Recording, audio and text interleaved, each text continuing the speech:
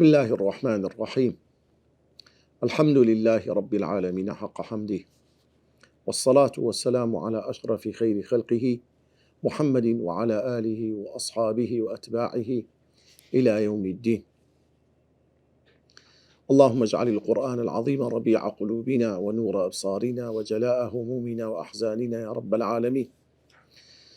اللهم علمنا ما ينفعنا وانفعنا ما علمتنا يا رب العالمين. بەڕێزان خۆشەویستان، گەیشتینە وانەی یازدەهەم لە بەشی حەفتەم لە ئاەتی 39 هەتا ئاەتی 46 لەوانەی ئەوڕۆ دەچینە خزمەت ئەو کۆمەڵە ئاەتە. خوای گەورە سوبحانەه وتەعالە باسی حاڵی بێباوەڕانمان بۆ بازەکە و نمونە دەینتەوە. حاڵی وان بە چەند نمونەیەک لە دواییدا خوای گەورە سوبحانەه وتەعالە باسی هێز و دەسەڵات و گەورەی خۆی دەکا لەو بوونەوەرە کە ئەو مەخلوقاتانی هەمووی خەڵق کردو نیعمەتی لەگەڵیان کردیا، بەڵام ئەو مەخلوقاتانەی کە بێ ڕوح و بێجیانن سوپاس و ستایشی خوا دەکەن، عیبادەتی خوا دەکەن. بەڵام ئینسانی بێ باوەڕ بەدنمەکە لەگەرەوەی خوا عەقلی پێدایە، بەڵام عەقلەکەی چونکە بەکارناینی لێ لا دەدا لە پەیام و بەرنامەی خوای گەورە. لە ئاەتەکانی پێشوو خوای گەورە سوبحانەه وتەعالە باسی چەند هۆکارێکی لۆ ئێمە کرد کەوا چۆنی ئینسان خۆی بپارێزی لە بەدڕەوشتی، لە داوێن پیسی، لە کرداری خراپ. و خوای گەورە سوبحانەه وتەعالە لە ئاەتەکانی پێشی باسی پلە و پایە و گەورەی پیاوانی خۆی کرد، ئەو پیاوانەی کە لەسەر ئیمان و عەقیدە و بیر و باوەڕ پەروەردە بوونە. ئەوانە کەسانی چەند گەورەن، چەند بەڕێزن لەکن خوای گەورە سوبحانەه وتەعالە هیچ بەرژەوەندێکی دنیا، هیچ مەسلحەتێکی دنیا، هیچ شتێکی دنیا لە بازرگانی، لە کڕین، لە فرۆشتن، لە ماڵ، لە منداڵ، لە خێزان کاریگەریان لەسەر دروست ناکە لە ئیمان و باوەڕەکەیان دەربینی خوا نەخواسە تووشی بێ ئەمرێکی خوای گەورە بن یاخود بەرەو کوفر بچن. ئەوانە خەڵکانی کن خۆیان لە خوا یەکلا کردەوە، خوای گەورە مەدح و سەنای کردن. بەرامبەر ئەوانە خوای گەورە باسی بێباوەڕان دەکا، حاڵی بێباوەڕان لە ڕۆژی قیامەتێک چۆنن. خوای گەورە دوو نمونە دەینتەوە لۆ ڕوونکردنەوەی حاڵی ئەو بێباوەڕانە، و لە دواییدا باسی بەراوردێک دەکا لە نێوان ئەو بێباوەڕانە لەگەر چەند مەخلوقێکی خۆی وەکو ئاسمان و زەوی، وەکو تەیر و توار و باڵندەکان، وەکو ئەو هەموو مەخلوقی کە خوا خەڵقی کردووە لەسەر ڕووی زەوی دەڕوا هەریەکێک بە شێوازێک. ئینجا لە دواییدا خوای گەورە سوبحانەه وتەعالە جارێشتر باسی پەیامە پاک و بێگەرد و گەورەکەی خۆی دەکا کە قورئانی پیرۆزە کە خوای گەورە دای بەزاندۆ بەوەی کەوە ڕێنمونی بێ لە بۆ ئەو خەڵکە تێگڕای خەڵکی و لە بۆ دروستکراوەکانی خوای گەورە. ئەوە پەیوەندی سەبارەت پەیوەندی ئەو کۆمەڵە ئاەتە لەگەر ئاەتەکانی پێشوو بوو. بابەتی دووەم مانای وشەکان، چەند وشەیەک کە مانایەکانی چییە؟ کە سەرابی بیقیعە، وەک تاوێڵکەیەکە لە دەشت، یان وەک تاوێڵکەیەکە لە بیابانێکدا بێت. ئەڵڵەمئان تینوو، ئەو کەسەی تێنووە پێویستی بە ئاوە. فەوەفاه حیسابە، بەبێ لێکەمکردنەوە پاداشتی دەداتەوە. بەحری لوجی، دەریایەکی فراوانی قوڵ. والطەیر صافاتین، باڵندەکان باڵیان ڕادەچێشن بڵاو دەکەنەوە، باڵەکانیان لێک دەکەنەوە. یوزجی سەحابە، هەورەکان دێنێ و دەبات دەڕوێنێ. یؤەلیف بەینەه، لێکیان دەدات بە یەکیان دەگەیەنێت. یەجعەله ڕوکامە، کەڵەکەیان دەکات بەسەر یەکەوە، چڕیان دەکاتەوە. فەتەڕە الوەدقە، باران دەبینی. یەکاد سەنە، هەورە بریسکەکان نزیکە چاوەکانیان کوێرکات. ئەوە کورتی و پوختی مانای وشەکانە. ئێستا دەینە سەر تەفسیری ئاەتەکان. ئێستا دەینە سەر ئاەتی یەکەم لەو وانەیە لەو بەشەی ئەو کۆمەڵە ئاەتە. خوای گەورە سوبحانەه وتەعالە دەفەرموێ: والذين كفروا أعمالهم كسراب بقيعة يحسبه الظمآن ماء حتى إذا جاءه لم يجده شيئا ووجد الله عنده فوفاه حسابه والله سريع الحساب. خوای گەورە دەفەرمێ حاڵی باوەڕداران ئەو کەسانە بوون کە خوای گەورە مەدح و سەنای کردن و فەرمووی في بيوت أذن الله أن ترفع ويذكر فيها اسمه. اینجا خوای گەورە فەرمووی فيه رجال لا تلهيهم بيع ولا تجارة عن ذكر الله. ئەو کەسانی پەروەردەی ماڵەکانی خوان، پەروەردەی پەیامی خوای گەورەن، ئەو کەسانی عەقیدە لەسەر بنەمای عەقیدە و بیر و باوەڕێکی ڕاست و دروست و تۆکمە پەروەردە بوون، ئەو کەسانە ڕیجال بە مەعنەی کەلیمە پیاون، واتە صفەتی پیاوەتیان هەیە. یعنی شەرط نییە لێرە مەقسەدمان لە پیاوەتی تەنها نێرایەتی بینا، ئافرەتێکیش خۆی لەخوایەک لا بکاتەوە، ئەو صفەتانی لێ بێتە جێ بەڕاستی ئافرەتە، بەڵام لە ڕیزی پیاواندایە، بەڕاستی مەردە، بەڕاستی شێرەژنە، بەڕاستی شۆڕەژنە، کاتێک کە خۆی لەخوا یەکلا دەکاتەوە. وەکو ئەو هەموو ئافرەتە سەحابیە بەڕێزانەی پێغەمبەری خوا صلی الله عليه وسلم کە ئەوانە شۆڕەژنی مەیدان بوون، کە ئەوانە بەڕاستی ئافرەتی زۆر گەورە بوون کە خۆیان لەخوا یەکلا کردەوە و خوای گەورەش گەورەی کردن. لۆیە لێرە مەبەست پێ ڕیجال واتە کەسە گەورەکان، واتە ئەوانە هیمەتیان هیمەتی پیاوانە و ورەیان ورەی پیاوانەیە. لە بەرامبەر ئەوانە خوای گەورە دەفەرمێ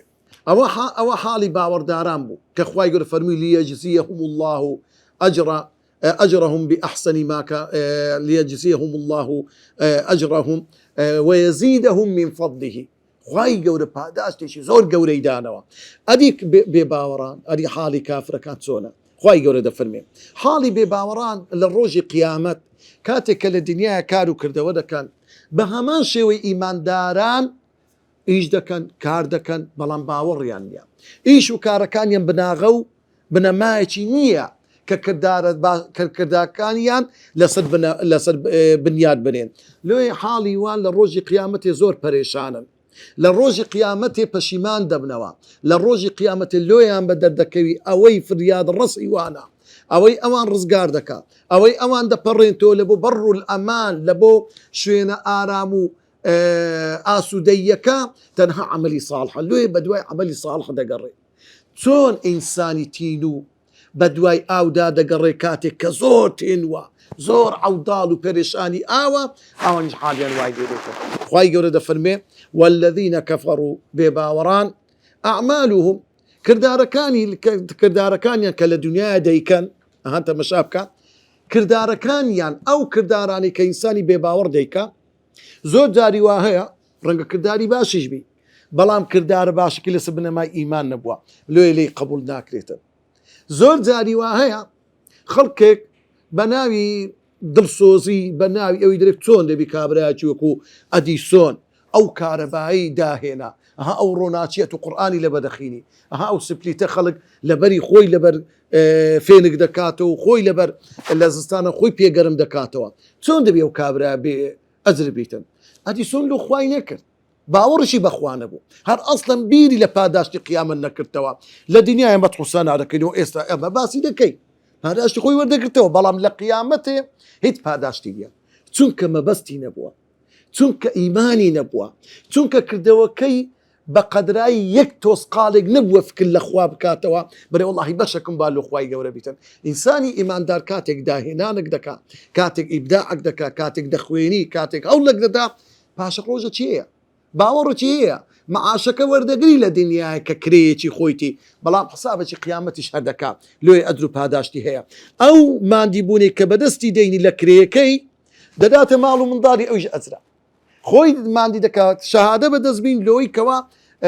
مەکسەبەک، پلەیەک، پایەک، وەزیفەیەک بەدەستبین، ئەوش ئەجرە، هەمووی دەبتە ئەجر لۆی. بەڵام کەسی بێ باوەڕ هیچ فکرەکی باوەڕبوون بەخوا بۆ بە ڕۆژی قیامەتێکی نییە، لۆیە لە ڕۆژی قیامەتی بێبەشە لە پاداشتی خۆی، لە دنیای پاداشتی دەدرێتەوە و دەڕوا. حاڵی ئەو بێ باوەڕانە کەینی بە دەردەکەوی بەڕاستی ئەوان پێویستیان بەکردەوەی چاکە لە ڕۆژی قیامەتێ، حاڵیان وایە نمونەی وان لە ڕۆژی قیامەتێ وەکو نمونەی حاڵی کەسەکە کە سەرابین بیقیعە، ئەوان کردەوەکانی خۆیان یعنی کە بە دوای کردەوەی چاک دەگەڕێن لۆی ڕزگاریان بکات لە ڕۆژی قیامەت، حاڵی وان وەکو کەسێک وایە لە ڕۆژگارێکی زۆر گەرم بە ئاقار و دەشتێکدا بڕوە، هیچ ئاوی پێ نییە، سەرگەردان لە دوو ڕاستەی سەیر دەکا، ئاوەدانیەک ببینی، شوێنێک بینی، چ دەبینی؟ سەرابێک دەبینی تاویلکە. سەراب بریتە لەوەی لە کاتە زۆر گەرمایەکان دەبین تو سیارەی دەهاژۆی، لە پێشت شەپۆلێک ئەو هادێ وا دەزانی ئاوە لە سەجادەکە لە دەشتەکە لە ئاقارەکە ئەتووا هەز دەکەیەوە شەپۆڵەی ئاوە ئەوها نیشان دەدا وەکو هەرمەک ئەوها خۆی نیشان دەداتن بە شێوەی ئاو کاتێک کە دەڕۆی هەتا دەگەی وێندەرێ تەماشا دەکەی هیچ نییە لە پێشتر شەپۆلێکە دیارە دەگەی وێندەری هیچ نییە هەر بەو ئومێدە دەڕوا بەڵام شوێنێکی کاچی بە کاچی ئاقارەکی بیابانەکی هیچ تەڕاتێکی تێدانی سبحان الله ئەعمالهم کردەوەی وان لە ڕۆژی قیامەتێ کە سەرابین وەکو ئەو تاویلکەی وایە بقیعە کەلیمەی بقیعە قیعە ئەسڵی کەلیمەکە بایەکە حرفی جەرە قیعە لە قاعەوە هاتووە لە ئەحمەدی کتابەکی برین وەکو برێ فەرهەنجیە ینی قاموز وایە دەرێ قاع جێگەی نەرمان و دەشتە قاع جێگەی نەرمان و دەشتە عەرەب طبعاً ئەوانەی کە زرفیەکان دەرێن قاع وەنیشتەڕەیت و قاعن پارچە عەردەکەم کڕی ئەوها کەلیمەی بقیعە ئەسڵی کەلیمەکەی لە قاعەوە هاتووە قاع ینی شوێنێکی فراوان ئێستا مەسەڵەن لۆ نمونە بە قاعەی دەوترێت قاع ینی هۆڵ شوێنێکی فراوان فەرقی هەیە لەگەڵ غورفەی گچکە بزانە کەواتە کەلیمەی قاع واتە زەویەکی پان و بەرین و زۆر گەورە لەو دەشتاییە لەو بیابانە لەو زەویە زۆر پان و پۆڕ و گەورەیەدا ئەو سەرابە بە دەردەکەوی لە کاتە گەرمایەکان یەحسەبه الظەمئان ماء ئینسانی تینوو کە عەوداڵی ئاوە کە پێویستی بە ئاوە وا تێدەکە ئەو تاویلکەیە ئەو سەرابەتیە ماءن ئاوەکە ماءن ئاوەک کە فریاد ڕەسیبی ئاوەک بە هاواری بێ ئاوەک تێنێتی و بشتێنی ئاوێکی ئەوها ماءن ئاوێکی زۆر ساف زوڵاڵ خۆش کە پێی بگاتن حتا ئیذا جاء حتا دەگاتە شوێ ئەو شوێنی کەوا تاویلکەکەی لێ بە دەرکەتیە کە دەکاتە وێن دەرێ لەم یەجیدهو شەیئا هیچ تەشی نابی لەم یەجیدهو شەیئا نەک ئاوەکە هەتەڕاتێکی لێنە یعنی کە ئومێد بەخش بی برێ والله ڕەنگە ئاسەوارە بی هیچی تێدا نیە سبحان الله حتا لەم یەجیدهو شەیئا کەسێک چی لێ نابی کە بە هاواری برێ ئەو ئاوی پێبیتن یارمەتی بدا لێ لە ڕۆژی قیامەتی بێکەسەکان چێن ئەو کەسانن کەوا بێباوەڕن کافرەکانن شەفاعەتکاریان نییە سەرخەریان نییە داچیان بابیان خزمیان کەسیان کوڕیان ئەوانەی کەوا لە دویان دەڕۆیشتن ئەوانەی هەلابیچیان لۆ دەکردن بژیان لۆ دەکردن هەر هەمووی تەبەڕا لە یەکتر دەکەن الأخلاء يومئذ بعضهم لبعض عدو إلا المتقين هيت پشتیوانێکیان يعني سبحان الله لم يجده شيئا لو شوێنە هیچ تەچی تێدا نابینی کە مایەی دڵخۆشی بی لەبەوی ووجد الله عنده بەڵام لەو ڕۆژی قیامەتە لەو ڕۆژە سەختە چ دەبینتەوە ووجد الله لێ پرسوونە و ڕوبەڕووبوونەوەی خوای گەورەی دەگاتە ڕوبەڕووبوونەوەی خوای گەورە چەند شەرمەزاریە چەند مایەی شەرمەزاری و ناخۆشیە کاتێک کە ئەتو بگەیەوە بە خالیقەکەت بە پەروەردیگارەکەت بەو خودایی کە خەڵقی کردی و داوای ئەو هەموو ئەمر و نەهیەی لێ کردی بەڵام ئەتو یەک شتت جێبەجێ نەکردی سبحان الله تەنها باوەڕشت پێی نەهێدا لێیە فوفاه حسابە ئەو خوای ئەو پێی دەگاتەوە خوایەکی چۆنە فوفاه حسابە کەلیمەی وفا واتە بە تێر و تەسەلی پاداشتەکەی خوای گەورە دەداتەوە سبحانه وتعالى فوفاه حساب لێ پرسینەوەکەی خوای گەورە لە بۆ ئەو ئینسانە کافرە بە تێر و تەسەلیە معنەتێ بە تێر و تەسەلیە لە دنیایە کردەوەی کردیە بەڵام لۆ دنیایە کردێتی خوای گەورە کردەوەی بەزایع نادا لێیە ومن أراد الآخرة وسعى لها سعيها وهو مؤمن فأولئك كان سعيهم مشكورا أوي هولي دابي لبو قيامة أو السعيكي مشكورا سباس كراوة برهمكي خوي دبين توا وأدي أو كسي لبو دنيا إيشي كدبيتن هل الدنيا باداش تخوي وردقر توا بزانا لوي أوانا فوفاه حسابا خوي سبحانه وتعالى بعدلي خوي هرسو كوتيان لقدكا يعني أو إنسان كافرة سرقنا حكي كربي تتاوانش كربي يك بيك لسريع حسابه أوان يبلو يبكاتي يك بسط لو يبكاتي يك بهزار نا يك جناح يك تاواني لسد النسرة سبحان الله هذا جناحك بەڵام بە فەزلی خۆی خوای گەورە هەرس و کەوت و تەعامل لەگەر ئینسانە ئیماندارەکان دەکات. یەک چاکەی کردی لۆی دەکاتە یەک بە 10 لۆی دەنووسی، جارێ یەک بە 700 یەک بە ملیۆن هەندێک جاریش بغیری حساب. والله سریع الحساب. لەو ڕۆژەدا هیچ شتێک لە خوا بزر نییە. لەو ڕۆژدا ئەوە نییە خوا پێڕانەگا حسابی هەندەکان بکە و هەندێکی لە بیرچێت، نا، بەڵکو خوای گەورە سوبحانه وتعالى سریع الحساب. لێ پیچینۆی لەگە عەبدەکانی زۆر خێرایە. معنی چێ زۆر خێرایە؟ واتە زۆر بە خێرایی بە ورترین لێپرسینەوە و بە سەریعترین و خێراترین شێوە خوای گەورە محاسبەی هەموو ئینسانەکان دەکات، تاک تاچی ئینسانەکان لە لای خوای گەورە زەحمەت نییە سوبحانه وتعالى. ئەوە نمونەی یەکەمە حاڵی بێباوەڕەکان کاتێک کە بە دوای تاکەیەک دەگەڕن لە ڕۆژی قیامەتێ، بەڵام لە دیاتی تاکەیان بەدەست بکەویتن لە ڕۆژی قیامەتێ هیچ شتێکیان بەدەست ناکەویتن. ئەو کردەوانی لە دنیای کردیتیان هەمووی وەکو تاویلکەیە بە ئومێدی گەیشتنەوە سوود لێبینین، بەڵام هیچ ئیستیفادەی لێ ناکە سوبحان الله. ئەوەی دەیبین و ڕوبەڕووبوونەوەی خوای گەورەیە سوبحانه وتعالى. ئەوە نمونەی یەکەمە. نمونەی دووەم خوای گەورە دەفەرمێ ئەو کەلیمەی ئەو لە زمانی عەرەبی لە بۆ عەطفە واتە یاخود نمونەی بێ باوەڕەکان نمونەیشتر بینەوە وەکو نمونەیان وەکو چیا كظلمات في بحر اللجي يغشاه موج من فوقه موج من فوقه سحاب. ياخذ نمونة حالي بباوركان بو شوية كظلمات وكو تاريكاية وابي أو تاريكاية لچين دربي في بحر لقولاي ناو دريا كان وابي تنها في بحر بلام أو إنسان تاريكاية كي لچي بدسكتيا نجلس الروي زي بيتن لآقارك بي لدشتك بي هور بري آسمان بقريتن دنيا تروتوشي بي دنجي قوار بي بروسق ناوى ناوى اللي بداتن أو إنسان ويلا لو آقارو بيابانا نا لبن بني عردية لچندر بن عرديش لناو قولاي دريا كان بيتنا وإنسانا تن زحمة إنسانك لتاريك الشوك لبن بني لناو قولاي بحر دريا دابيتن في بحر نموني أو كسلناو تاريكاية بي أو تاريكاية لناو قولاي دريايتي بأندازة. طبعا دريا معلومة جناب تانا فرقي هي لقربان فرقي هي لقرقوما آوك دريا يعني ديارة زور برفراوارة قولاية كشي لأندازة بدرة لويا أو شتاني كلناو دريا دجي زاري واهي حوتي وايتي دا تمساحي واي تێدایە حوت هەیە بە هەزارەها هەزار تەنە یەک جەم خواردنی 100 تەنی دەخوا سوبحان الله یەک جەم خواردنی. يعني فکر کەوە سوبحان الله ئەو دەریایە پڕ لە ئەژدیهایە پڕ لە تاریچیە ئەو ئینسانە حاڵی ئەو بێباوەڕن حاڵیان وەکو ئەو کەسەیە لەناو ئەو دەریا تەنگ و تاریک و پڕ لە ناخۆشیە دابیتن في بحر لجي كوا لنا قولاي دريايك دابيتن. ابن عباس رضا ورحمتي خوي لسر بيدا فرمي في بحر لجي واتا تاريكاي ناودلي إنساني بباورة يعني أو تاريكاي لناودلي إنساني بباور دايا وكو إحالي إنساني قوايا لنا قولاي تاريكي أو درياي دابيتن لا تشوى أنقستتساو لشوى تاريكا كان دا أو إنسانة كاتك حالي وابي لنا قولاي أو دريا باللجي واتا قولاي لنا قولاي أو دريا دابي أو جا يغشاه موج أو كسيك لنا قولاي درياك يا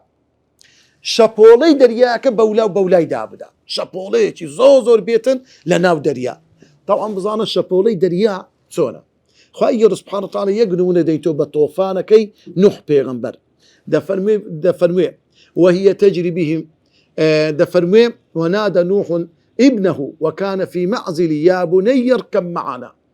دفرمي كاتك نوح بيغمبر كبانجي كوركي دكا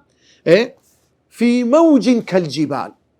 شابولي آوكان وكو بأندازي تشيوك أو هبرز دبوا بولا دكت سبحان الله. دزان الشابولا كاني دريا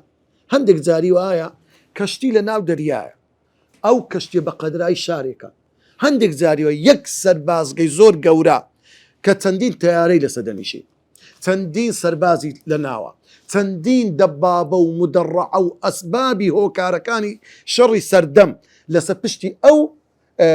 کەشتیەیە هەندێک جاری وایە کەشتی یەک معمەلی لەسەرە. ئێستا معمەلەکانی قوتوبەن مادە دەریاییەکان زۆربەی زۆری هەناو کەشتیەکانە، یەک معمەلی تێدایە. ڕەنگە ئەو معمەلە بە هەزارها مۆزەفی هەبی سوبحان الله، یەک کارخانە لەسەر پشتی ئەو کەشتیەیە. ئەوجا کاتێک کە شەپۆڵەی دەریا دێ ئەو کەشتیە بەولا دادەدە سوبحان الله. کەشتی تایتانیک ڕەنگە لە هەمووتان معلومە کە بە معنای تەحەدا کردی خوا دێ کە تۆپمەترین کەشتی بوو، بەڵام تەنها بە شەپۆڵەکی بەسیط بە چیایەکی بن دەریاکە کەوت و هەرسی هیناو تێکشکاو لە ناوچوو. لێە بزانە خوای گەورە کە دەفنێ فی مەوج لە بنی ئەو بەحرە مەوجەکەیە سوبحان الله. ئەوەش یەک کە لە ئیعجاز علمی بەحر کو شەپۆڵەی لەسەری هەیە لە بنەوە شەپۆڵە دەدا، لە بنەوەش شەپۆڵەی زۆر دەدا کە هەموو شتەکان بەولا دادا. ئەو ئینسانە لە بن قوڵای ئەو دەریابی ئەوجە لە بنەوە شەپۆڵەی بدا. من فەوقه مەوجون، شەپۆڵەش لەسەرەوە شەبیتر، یعنی بینە بەرچاوی خۆت لە ناو قوڵایی دەریاکەیە شەپۆڵە دەدا، بەولای دادەدا. کاتێک کە دەیوێ بێتە دەرێ تەماشای سەرێ دەکا کە ڕەنگە برێ ئەمە بێمە دەرێ لەو کەشتیە لەو دەریایە کە ڕزگارم بی ڕزگارم دەبی دەگەمە ئەمن و ئەمان. بەڵام تەماشارەکە حاڵی سەری دەریاکە زۆر خراترە. من فەوقه مەوج، لەسەری ویشەوە لەسەر دەریایەکەش بە هەمان شێوە چەندین شەپۆڵ بەولا دادا. من فەوقه سەحاب، کاتێک کەوا دێتە دەرێ ئەو ئینسانە ئەگە تەماشای حاڵی دەرێشی بکەی هەورێکی ڕەش بەری ئاسمانیشی گرتێ سوبحان الله. یعنی بزانە تەماشا بکە ظلمات بعضها فوق بعض سبحان الله. يعني ئەو تاریکاییانە تاریکایی ناو قوڵایی بەحر شەپۆڵەکانی و ئەو شەپۆڵانی سەر بەحر و ئەو هەورە تاریکەی کە بەری ئاسمانی گرتیا سێ تاریکی هەر هەمووی گرتێ سبحان الله. حاڵی ئینسانی کافر بەو شەوەیە، تاریکایی ناودڵی دائیمەن دڵتوندە، دائیمەن کەسێکی حەیڕانە، دائیمەن کەسێکە واللهی کاتێک کە تەماشای دەکەی ئەو کەسێ ڕاپی دەکا، ئەو کەسەی گۆرانی دەرێ، ئەو کەسێکەوە پێت وایە کە کەسێکی زۆر دڵخۆشە، بەڵام ناخی پڕ لە ئاخ و نرکە و ناڵە و ناخۆشی و دەرد و بەڵا. لێوە حاڵیتی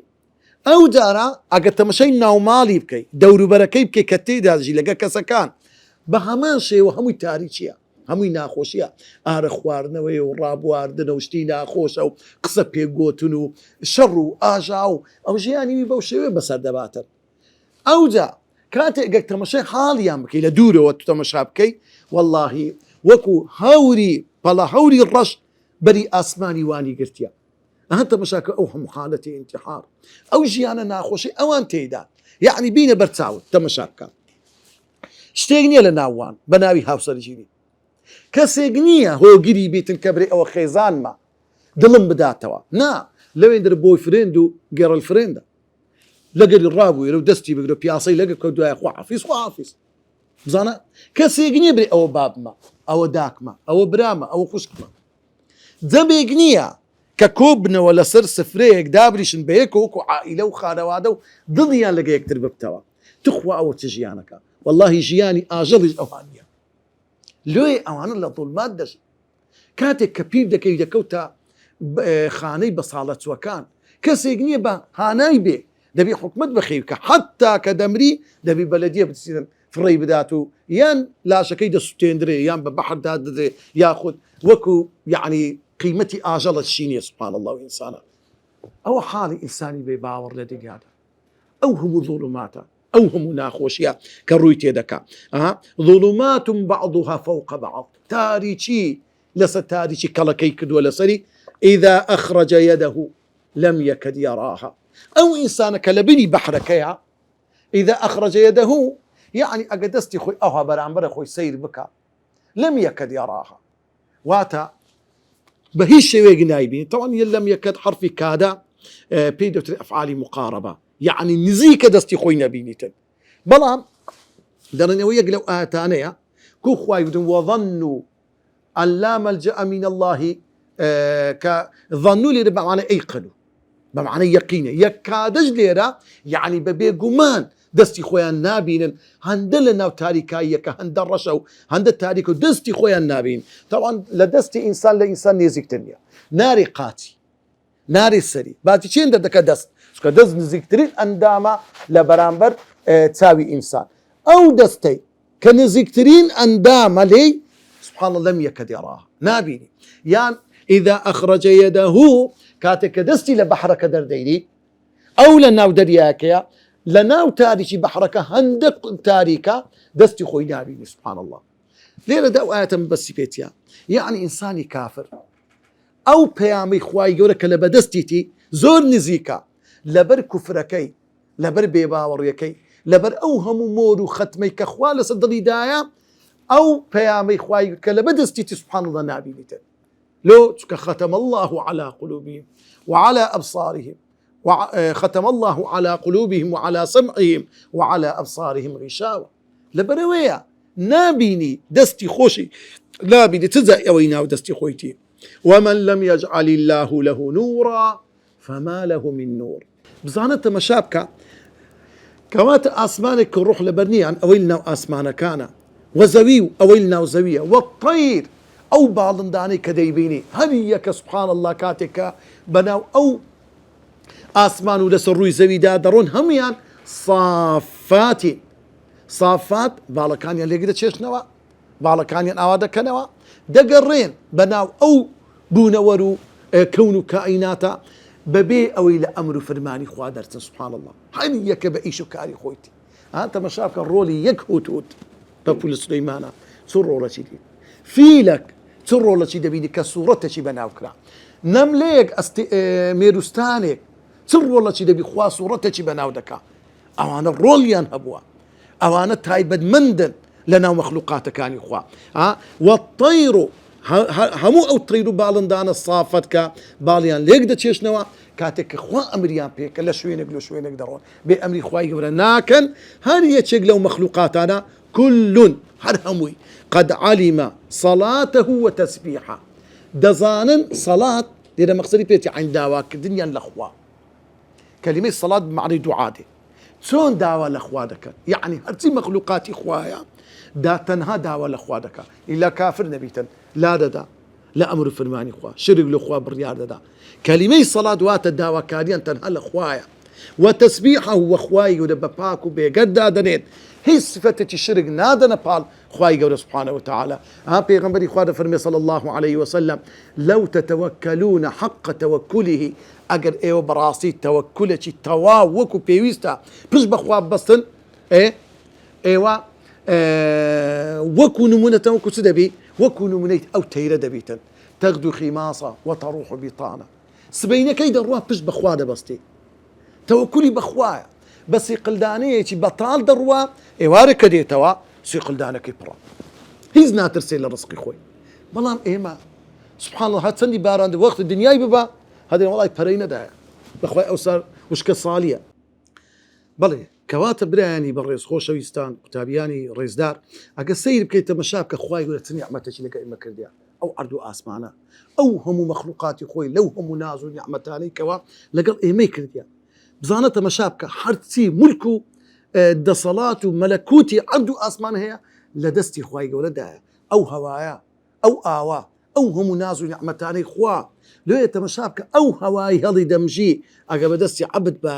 چەند زەحمەت بەدەستت دەکەوت کۆڕۆناکەمان ببیر دێوەنیا یەک ئۆکسیجن کابرا شەوەک داخل دەکرا 1 ملیۆن دیناری دەچوو دەڵێن مام حاجیەکی بەڕێز داخلی خەستەخانەی دەکرێت دیارە پشی تەنگ دەبیتن کاتێک داخلی خەستەخانەی ئەهلی دەکرێت شەوەکەی معاینەی دەکەن و ئۆکسیجن لەسەردانێتە بەیانیەکەی کە بەیانی دادێ وەصلەکی لۆ دەینن دەرن مام حاجی ئەو وەصلە بڕۆ پارەکەی دەفعکە کە دەتی دیارە پیاوەی خوددا پێدا و دەوڵەمەندیش بووە کاتێک کە وەصلەکەی دەبا دەڵێن 500,000 دینار بەزئی ئەو ئۆکسیجنەیە کە لە ئێوارەوە لەسەر بووەتە بەیانی بێجگەلەوەی ئەوە پارەی حەب ئەوەندە و ئی دەرزی ئەوەندە و ئی دکتۆر هاتەلات و ئەوانە هەمووی وا حەقی خەستەخانە و پارەکی زۆری کرد لەو کات دەمام حاجەکە دەست بە گریان دەکەم وتیان لۆ دەگریەی پارەت نییە وەزەت خراپە لەبە پارەکەی دەگری گوتی ناوەڵڵا واللهی بیر دەکەمەوە لەو هەموو ناز و نیعمەتە زۆرەی خوا لەگەرە منی کردیان عمرم 80 ساڵە هشتا صال خواي قرد دمجيني وهوام بيددا ببي الروجك لروجان بسولكم لو بيتوا ببي او الروجك لروجان وصلكم لو بي حقي تو اون دي كو امن دطالم حقي اخواي بدم كو شكراني اخواي بمن دكتي لويا والى الله المصير قرانوي هم انسان كان هم مخلوقات كان لو لا اخواي قولي سبحانه وتعالى خواي يعني قرانوي انسان كان لو لا اخواي قولي معناه تيا واتا هرتي دولمند بي فقير بي هبوبي نبوبي هذا هم عاقبته دعاء روجي قرانوي مولاي خواي قولي سبحانه وتعالى خواي قولي لستا كان باداش الداتا لسخرا بكان محاسبه ذكري لو انسان دبي زور اقدار بي لدعاء اخواي قولي سبحانه وتعالى باسي نموني اشترمان لو دكا لو نموناني كبراستي باسي هيزو دصلاتو قوري خواي قوري سبحانه وتعالى خواي قوري دفرمي ألم تر أن الله يزجي سحابا ثم يؤلف بينه ثم يجعله الركاما فترى الودق يخرج من خلاله دفرمي خواي قوري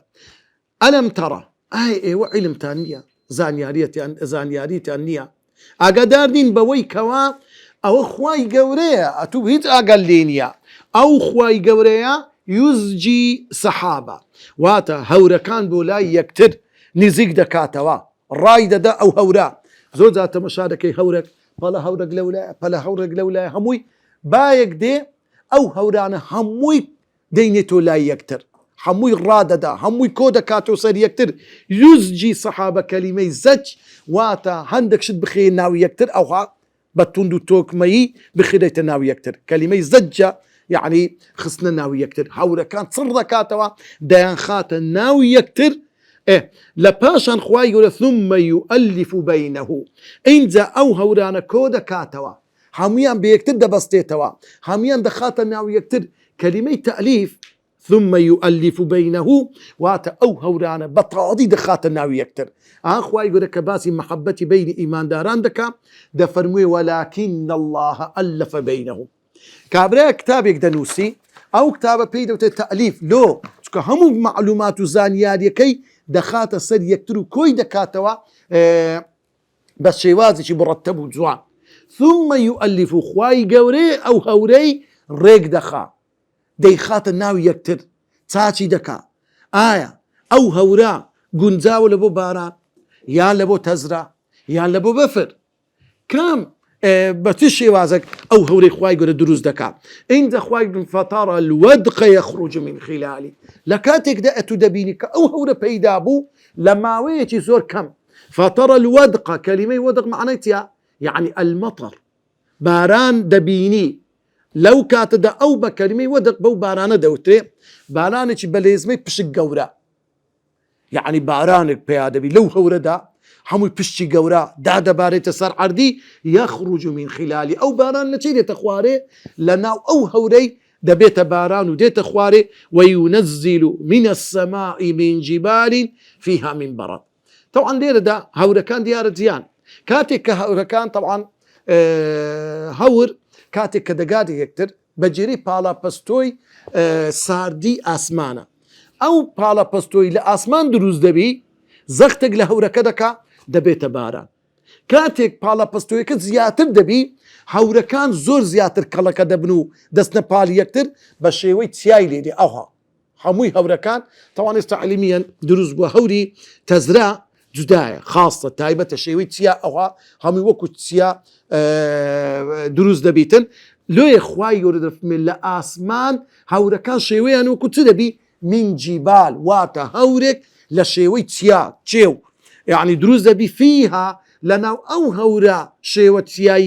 تيايو تشيوانا فيها من برد تيت لي دروز دبي بهوي تربونه وزياتري ساردي هوركان تزردي تخواري برد معنى تزريع برد يعني ساردي برد تزريع فيصيب به من يشاء ويصرفه عن من يشاء او هوراني كداد باري خواهي قول سبحانه وتعالى لهندك شوينان يصيب به من يشاء او باراني الرحمة بر او شوينة دكوي لهندك شوينان يعني او شوينة تزري بردكوي يعني او شوينة بفري ليدباري ويصرفه عن من يشاء هندك زاري او هورانة تيدا برن نابارن لەسەر هەندێک شوێنان و دەڕوا لە کاتێک کە ئەو بارانە دەباری هەندێک جار بروسکی زۆر زۆر پەیدا دەبی بروسک و گەوارەیەکی زۆر دێ یەکاد و سەنا بەرقیهی نزیکە سەنا بەرقیهی کەلیمەی سەنا بەرقی معنەیە واتە تیشی بروسک ئەو بروسکەی کە لێی دەدا هەندە بەهێزە هەندە بە قووەتە يذهب بالأبصار كاتك كإنسان أجا سيري أو بروسكا بكا رنجا هدو تساوى كان يتشوير بنو تحملي أو ينكن أو بروسكا كاديتا طبعا بروسك ديار الشحنات كهربائية كموجب سالب ليك داتا أو بروسكا بيدا دبيتا لو يدنجا شي قوري بيدا بيتا عادة بروسكا كدي أوزا لدواعي دي أوزا دنجا كديتا كديارة تيشك بقوة زوتر دقاتن لويا تمشادك أو بروسكا هەندە بە قووەتە احتیمالە ئەگەر بەرچاوی ئینسان بکەوی هەردوو چاوی کۆرەوی ئەدی لۆ ئینسان ئێمە زۆر جار تەماشای بروسک دەکەین و چاومان کۆرە نابێ طبعاً ئەو بروسکانە هەر بروسکە کە لێ دەدا ئەگەر بەر زەوی بکەویتن چی لێدێ احتیمالی هەیە حەجاری شارێک بسووتێ چیایەک بسووتێ لێ تەماشارکەی زۆر بروسک بە چیایەکی دەدا یەک شوێنی زۆر گەورە دەسووتێنی لنفرد الرشد كديكات غروس سبحان الله بلام خواي قورا وكو حفظي أو كون كائنات تيكرديا برقا هواياتي دروس كرديا وادكا أوشتا خطرناك وترسناك أنا زور بكمين بي نقا تصرف زوي أقلنا أوشتا مترسيانا بقى تصرف زوي زور زاري درنت أستيريك بتاشا بردش زور قورا ولا أصمان دي تخواري برو زوي دي اگر بگات سر زوی رنگ شارە چی وێرام کە چکە ئەستێرەیەک بێتە کە هەندێک ئەستێرەیە بە هەزار جار لە زەوی گەورەترا پارتە چی لێبی تۆ دەبی چی لێبی هەر زەوی بەرگەی ئەوەندە دەگریتن بەڵام خوای گەورە حفزەکی دروست کردیە غیلافەکی دروست کردیە لەو زەویە دەمان پارێزی حتى ئەو تیشکانی کە دێ ئەوەندە بەو قووەتەی خۆی نییە کەوا دەگاتە چاوی ئێمە اینجا خوای گەورە دەفەرمێ يقلب الله الليل والنهار بير بكنو لنعمة كاني خوا أو خوايا يقلب معناته يقلب واتآرو قوري دكا دستاو دستي دكا لو تي دستاو دست دكا الليل والنهار شو روش شو دي دواء درواشو أو الروجي بدوا دادي لدواء روش شو دي ببردوامي أو شو روج دي خواي يقول تبارك الذي جعل في السماء بروجا خوای دەفرێت پاک و بێگەدی لۆ ئەو خودایی کەوا لە کاتی هەڵاتنی ڕۆژمان کە بروجی داناوە لە هەر شوێنێک کە هەردێ وجعل الليل والنهار خلفة لمن أراد أن يذكر أو أراد شكورا شو ڕۆژ خلفة معناته خلفة بدو یەکتر دادێن بە بەردەوام شو ڕۆژ بە دوای یەکتر دادێن إن في ذلك لآيات إن في ذلك لعبرة براسي أو جێگای دەرس و عیبرەتە لأولي الأبصار بۆ ئەو کەسانی کە خاوەنی بصروا بينينو واتا كلمة أبصار لقر أبصار مقصدي بي بينيني ناو دلا واتا أو كساني فكري ليدا كانوا ببينيني شي عقلو هوشمنديوا سيري اشتكان دكان لآياتي دعائي خواهي يقول نمنيش ترمان لون دينتوا دفرمي وهيك اشتلهيزو دا صلاتي خواه سير بكن خواهي يقول سبحانه وتعالى والله خلق كل دابة من ماء خواهي يقول دابة خلق كل دابة حمو روح لبريتشي جيان لبريتشي دروس كدوا كلمة دابة لزماني عربي ما يدب على الأرض هذا اشتغل الروي زوي بالروا أو الروي اشتنكاني بهر الشي وازك بيتن يعني همو أوشتاني كلا الروي زوي بنو أقدر روا أو هي دفري هي بروشني أساي دروا ميم أويا أوشتانا هموي كخواي سبحانه وتعالى الروح لبر وجيان لبرا لزويدا دطاني هاموشو بكاتو حركة بكا لتين دروس كرديا من ما دام روح لبرا خواي يقول لا أو دروستي كرديا سبحان الله يعني أصلي همشتك لو آوية يعني همشتك أجر نبي تندرين أجر بقدراي يك مثقال ذرة بقدراي يك أوج بي دبي أو نيرومية تلقي حق بي بشيوازك لشيوازك كان إنزا أو مخلوق دروس دبيتا فمنهم من يمشي على بطني هندق لمخلوقات كان إخوة أواني كتدسر روي زوي درون لسزجيان دخشت وكو مار وكو هزار بي وكو مار ميلوق أواني كالسعردي دخشن وكو مار لسعردي دخشيتن دروا فمنهم من يمشي على بطني لسزجي خواي يورا أو زجي بنوع درس كردوا برجي درق دقري برجي برد دقري برجي همش دقري لسر أو عرض دخشي ببيع وهيد آزارش بيبقى لو يمار صالانة كراسة خوي دادني هندك شوينان دو دار كراسي خوي دقوري يعني أو برجي كهيتي ديقوري لو يا لبو أوي كوا بأساني كراسة كيلي بيتوا شجمك ياخو سيمك يعني بجيري ماركيا واصديني يعني اعتصام دكا هيت خواردنا شي ناخوا حتى تسوري كي تواو للشي دتاوي توا تسوري خوي دبيتو غذاء لبو خوي لباشان دتيت الرخ آوشي دتيت بيني دو دار يعني بيني دو تاشا برد يا كوسا كراسة كي لسري خوي الرا دينت خواريو راض لي لخوي دادرنيتن ككراسة كي دادرني حزب بقربيعية زور دكا لو يا كوسا دستا ناو أو لو زور بي زوري كراز مارا كان لتشين درا لروخي آوا كان سكا بيوستي بوي داريش بس ناو آوا كان ما وقت ناو آوا كي دبي انزا أساي ديتو داري فمنهم من يمشي على بطني ومنهم من يمشي على رجلين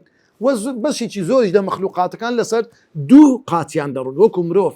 وكو مريشك وكو قازو قلينجو أو مخلوقاتاني ترك هنا ومنهم من يمشي على 4 ومجموعين يشتري لمخلوقات خواي قولا سوار بين وكو مروا بزنو وكو أسبو جدريجو أو بابتانا يخلق الله ما يشاء أو خواي قوليا أو حزبك بي وما بستي بي دروستي دكا واتا ما بزني إلا أوتن مخلوقها بناس زور أنواع وأشكال مخلوقي ترهنا أنا هزار بي هند بي زورة لسر أو هم بي دروا هي شش بي هي بلام خواي يقول تنها أو تنمونيه نهايتوا هي دفري خواي يقول باسي أو بالنداني نكد كبا أسمان دا دفري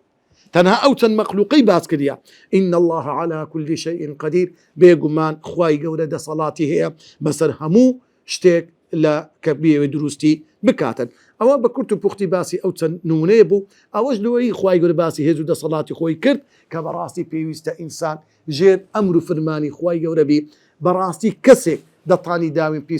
باتشي خوي بباريزي دور كوتو لداوين بيسي أو كسي حسب عظمة خوابك بيد لوي بكاتو كبرنامي خوا براستي قوري لبو مروف هسا دينا سودو بندا هل انتراوا كم بكورتو بوختي يكم چۆن تاویلکە خۆی بە ئاو نیشان دەدات بەڵام لە ڕاستیدا هیچ شتێک نییە کردداری بێواوەڕان بە هەمان شێوە بە کردارەکانی خۆیان بەمایی بەختەوەری ژیان دەزانن بەڵام لە ڕاستیدا هۆی چوونە دۆزەخیان نەخوا پەنامەمدا یعنی ئەو کافر و بێ باوەڕانێکەوە فەخر و شانازی بە کردەوەکانی خۆیان دەکەن لە ڕۆژی قیامەتی وەکو ئەو تاویلکەیە لێی پەشیمانن خاڵی دوم کردداری کەڵەکەبووی بێ باوەڕان لە ڕۆژی دوای وەک شەپۆڵی دەریای کە لەسەرەوە و لە ژێرەوەی لە شەپۆڵە دەدا و ئەوەی بکەوێتە ناویەوە بێگومان لەم جێژا و ڕزگاربوونی نییە و فەوتانی مسۆگەرە یعنی کردداری بێ باوەڕان سوبحان الله بزانە تەمەشا بکە ئەو هەموو ئەشکەنجە و ئازار و کوشتن و بڕین و هەمووی زوڵم و ستەمی بێ باوەڕانە وەکو شەپۆڵە سوبحان الله بەو دنیا دادێ ئەوەی کە ئێمە دەیبین ئەوەی لە ئێمە شاراوەیە لەو هەموو پیلان و لەو هەموو زوڵم و تەعەداییکەوە لەسەر ڕووی زەوی دەکرێت خاڵی سێم کردداری خراپ و بێباوەڕی هۆکاری تاریکی و بەدبەختی هەردوو دنیاە هەموو کرددارێک بە دوو مەرز وەرگیراوە لای خوای گەورە بە ئیخلاص و خۆی لایکردنەوە بۆ خوای گەورە و هەروەها بۆ بە لەسەر ڕێبازی سنەتی پێغەمبەری خوابی صلى الله عليه وسلم بێ باوەڕان هیچێک لەو دوو سیفەتیان تێدانی کردەوەکانیان خاڵی توانم ملکەزبوونی بوونەوەر لە ئاسمان و زەوی و هەر هەموو دروستکراوەکەم بریتە لە جێبەجێکردنی ئەو فەرمان و ئەرکەی پێی سپێدراوە بۆ نمونە ئاسمان سێبەر و سایەیە زەوی ڕاخراوی سەرچاوی بژێویە ئەستێرەکان ڕێنیشاندەر و ستێنەری شەیتان و ڕازێنەرەوەی ئاسمانن باڵندەکان بەوەی باڵەکانیان گەڕان و شوێنی جیاجیا دەگەڕێن بە مەبەست و سوود و قازاندی زۆر خاڵی پێنجەم ئەو بوونەوەرە هەمووی پەیوەستن بەیەکەوە تەواوکار و هاوکاری کاری یەکترن وەک خۆر بە گەرمی هەڵم لە دەریاکان دروست دەکات ئاسمان ئەو هەڵما دەکات بەهور و لە ناوزجی خۆی هەڵی دەگرێت ئینجا بە گوێرەی چڕی و جۆرەکانی باران یان بەفر یان تەزرا دەبارێت خاڵی شەشەم هەر هەموو گیان لەبەران لە یەک شت دروستکراون کە ئاوی نوتفە و توخمە بەڵام هەر یەکە بە شێوازێک و جۆرێک هەیە خشۆکە هەیە دوو پێەیە هەیە چوار پێ و زیاتریش خاڵی هەفتەم گۆڕانکاریەکانی شەو و ڕۆژ لە درێژی و کورتی و شەو و ڕۆژ ساردی و گەربی تاریکی و ڕۆناچی پشودان و نووسن و جوولە و کارکردن هەر هەمووی نیشان و بەڵگەی گەورەی و دەسەڵاتی خوای گەورەیە چەند ڕوونکردنەوەیەک سەبارەت خاڵی یەکەم سەبارەت بە کردداری باش و خراپ هەموو کردارێکی خراپ وەکو مەیخۆری قماربازی بتپەرستی لە شەیتانەوەیە وەکو خوای گەورە دەفەرمێ سبحانه وتعالى يا أيها الذين آمنوا إنما الخمر والميسر والأنصاب والأزلام رجس من عمل الشيطان کردداری شەیتانە فەشتەنی و خۆتانی لێ بپارێزن یان خوای گەورە کە دەفەرمێ لە سەزاری موسا پێغەمبەر قال هذا من عمل الشيطان ئەوە کردەوەی شەیتان بوو کە بەمنی کرد إنه عدو مضل مبين خاڵیشتر هەرگیز خدای گەورە کاری بەد و خراپ سەرکەوتو ناکات ئەها خوای گەورە دەفەرمێ إن الله سيبطل هەر کردارێکی خراپ بکرێ لە سحن خوای گەورە بەتاڵی دەکاتەوە إن الله لا يصلح عمل المفسدين هەموو کارێکی خراپ و ڕێبازێکی